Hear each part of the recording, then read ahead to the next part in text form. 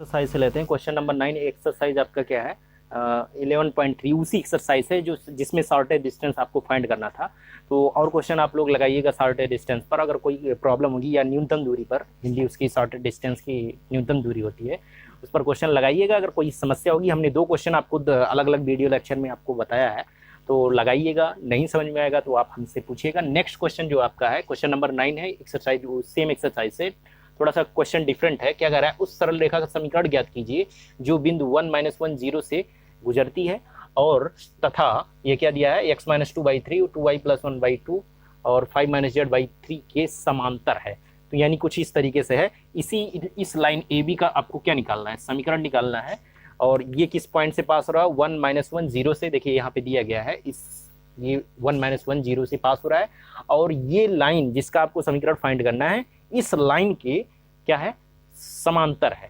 समांतर है यानी जिसका इक्वेशन दिया है, इसका ये स्ट्रेट लाइन का इक्वेशन यहाँ पे दिया गया है। तो कैसे फाइंड करेंगे हम स्ट्रेट लाइन का इक्वेशन अगर ये कंडीशन सेटिस्फाई हो रही? तो मान लेते हैं, माना बिंदु -1 - 1 0 से गुजरने वाली रेखा का समीकरण हम ये मान लेते हैं, एज्यूम कर लेते हैं। आपको पता होगा कि general standard equation symmetrical form में जब हम रेखा का समीकरण लिखते हैं तो x - x1/l, y - y1/m, z - z1/l इस तरीके से होता है। x - y - y1/m, z - z1/n, कुछ इस तरीके से हमने लिखा है। तो देखिए आपको x1 y1 z1 पता है, ये क्या है आपका x1 y1 z1। तो x - x1 के स्थान पे हम रखेंगे तो यहाँ पे 1 आ जाएगा। y - y1 minus minus plus हो जाएगा आपका जब -1 रखेंगे। z - 0, z - 0/n। और ये एलिमेंट हम इसका डायरेक्शन कोसाइन मान लेते हैं। डायरेक्शन कोसाइन वैसे सेम होता है, अभी उसके बारे में हम बता देते हैं जब दो लाइन एक दूसरे के पैरेलल होती हैं। ठीक है, तो ये रेखा हम एज्यूम कर लेते हैं जिसका हमें इक्वेशन फाइंड करना है।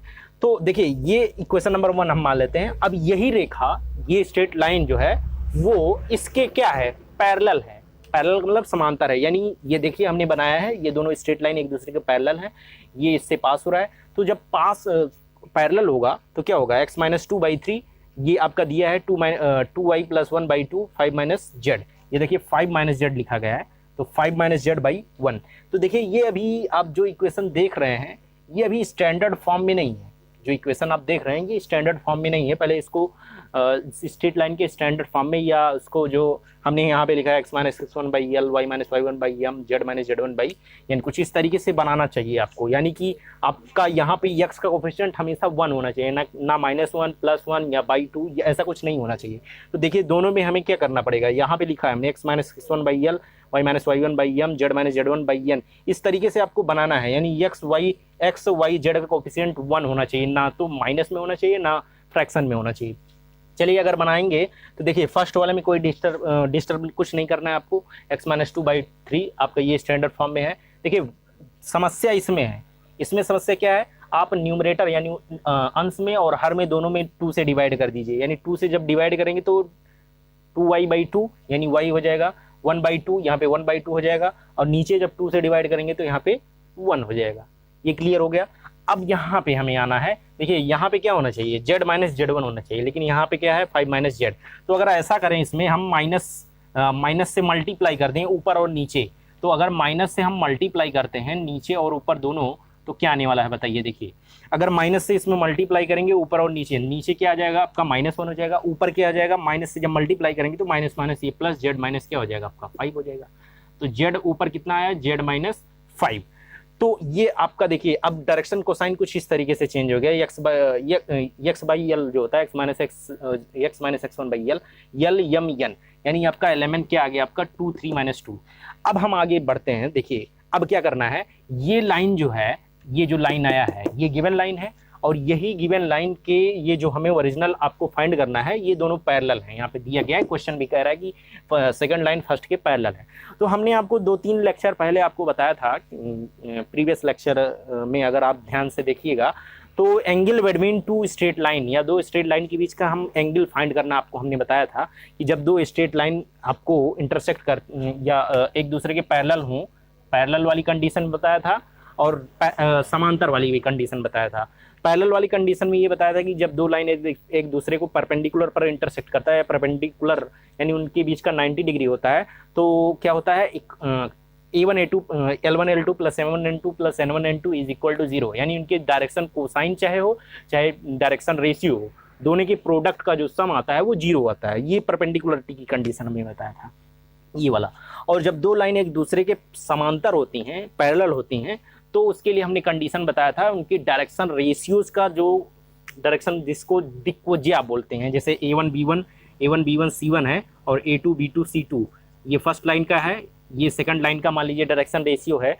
तो इनके रेशियो का जो इनके अनुपात होते हैं वो इक्वल होते हैं, यानी कि A1/A2 is equal to B1/B2 is equal to C1/C2, ये हमने बताया था। इनका जो रेशियो होता है वो सेम होता है, यानी किसी लैम्डा के इक्वल होता है। ये बहुत इंपॉर्टेंट कंसेप्ट है। हमने इसको बताया था कब, जब दो लाइन एक दूसरे के पैरेलल होती हैं, ये स्ट्रेट लाइन 3 डायमेंशन में, तो ये कंडीशन होती है। तो ये बहुत इंपॉर्टेंट है। यही कंसेप्ट हम यहाँ पे आपको बताएंगे कि इनका जो रेशियो होता है वो क्या होता है, सेम होता है। तो ये तो डायरेक्शन कोसाइन हो गया। और रेशियो ये तो डायरेक्शन कोसाइन दिया गया है, रेशियो में ये होता है तो कोसाइन में भी हो जाएगा, क्योंकि ये अगर आपका कोसाइन दिया तो हम रेशियो फाइंड कर लेंगे, और रेशियो फाइंड करने के बाद यही कंडीशन रखेंगे, यानी कि जो इसका डायरेक्शन कोसाइन होगा, कोसाइन सेम होगा। अगर लाइन पैरेलल है तो कोसाइन सेम होगा। अगर रेशियो दिया है तो उनका अनुपात डायरेक्शन रेशियो, यानी दिक अनुपात दिया तो डायरेक्शन रेशियो का जो अनुपात होगा वो इक्वल होगा, या दिक अनुपात का जो अनुपात होगा वो सेम होगा। अगर कोसाइन दिया है तो कोसाइन तो सेम ही हो जाएगा, बिल्कुल सेम हो जाएगा। यानी 3/2 - 1 अगर इसका है तो 3/2 - 1 भी कोसाइन उसका हो जाएगा। आप चाहे चेक करके देख लीजिएगा। तो जो हम इक्वेशन लिखने जा रहे हैं, यानी हमें एलिमेंट मिल गया, यानी जितना इसका डायरेक्शन कोसाइन होगा उतना ये भी इसका भी डायरेक्शन कोसाइन या दिक अनुपात दिक कोज्या होगा। दिक कोज्या सेम होगा, दिक अनुपात सेम नहीं होगा, ध्यान दीजिएगा। तो हम डायरेक्ट सेम कर दे रहे हैं और फिर से इसी इक्वेशन पर चल रहे हैं। इक्वेशन क्या है, इक्वेशन नंबर फर्स्ट पे हमें तो एलिमेंट ही फाइंड करना था और हमारे पास तो पॉइंट था ही। तो इक्वेशन नंबर 1 से हमारा जो लाइन बनेगा क्या हो जाएगा, x - x1, यानी आपका x - 1 बाई क्या हो जाएगा L, y - y + 1 by M, Z - 0 by N। तो एलिमेंट, अच्छा एलिमेंट आपको रखना है, एलिमेंट यही उठा के रख दीजिए 3, 1 - 1, ये आपका आंसर आ जाएगा जो आपको फाइंड करना है। यानी कि उस सरल रेखा का समीकरण हमने फाइंड कर लिया जो इस लाइन के पैरेलल है। ये जो लाइन दिया गया है पैरेलल है या समांतर है, और साथ ही साथ इसका डायरेक्शन ये जो -1 0 से पास भी हो रहा है। तो ये हमारा आंसर है। नेक्स्ट वीडियो लेक्चर में आपको एक क्वेश्चन और बताएंगे इस एक्सरसाइज का, उसके बाद हम प्लेन पे चलेंगे। Thank you.